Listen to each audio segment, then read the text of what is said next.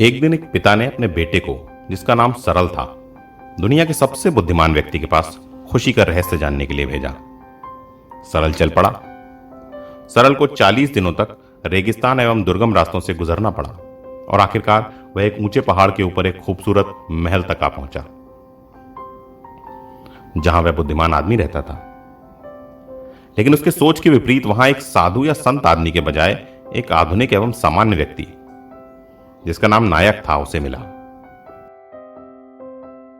महल के मुख्य कमरे में प्रवेश करने पर उसे वहां सभी प्रकार के कार्यों से संबंधित लोग मिले, जैसे व्यापारी, कलाकार, दार्शनिक, वैज्ञानिक इत्यादि।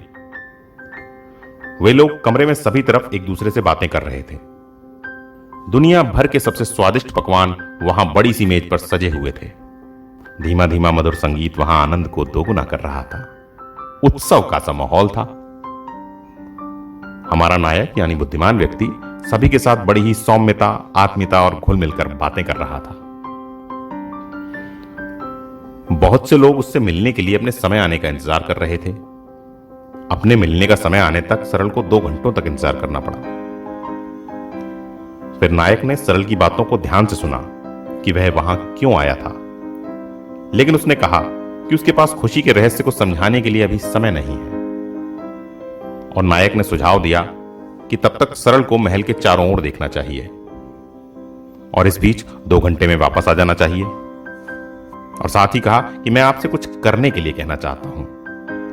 नायक ने लड़के को एक चम्मच सौंपते हुए कहा, इसमें तेल की 2 बूंदें हैं, इसे साथ लेते जाओ और ध्यान रखना कि तेल की बूंदें गिरने ना पाएं।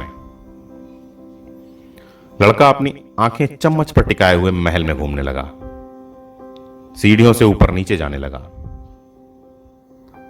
2 घंटे के बाद वह उस कमरे में लौट आया जहां हमारा बुद्धिमान व्यक्ति नायक था।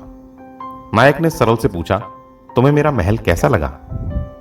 क्या तुमने वो पर्शियन कलात्मक पर्दे देखे जो मेरे डाइनिंग हॉल में लटके हैं?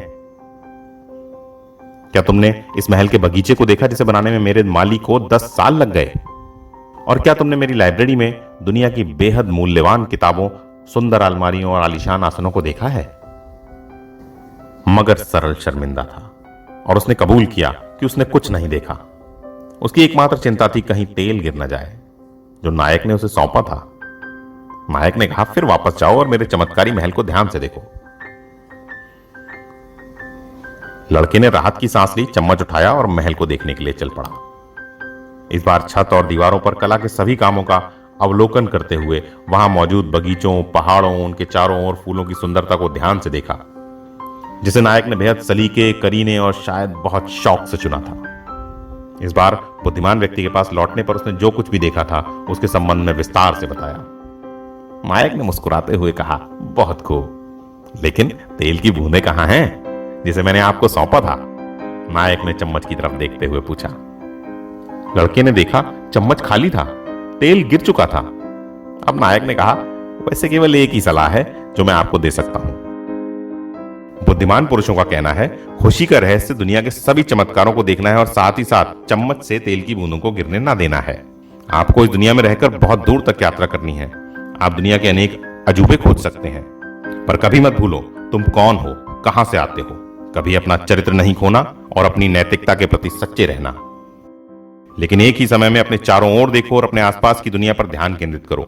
मगर यह कभी नहीं भूलना चाहिए कि आप कौन हैं और आपके लिए क्या महत्वपूर्ण है। यानी स्वयं को भूले बिना संसार को देखने में ही सच्ची खुशी है। यही खुशी का रहस्य है।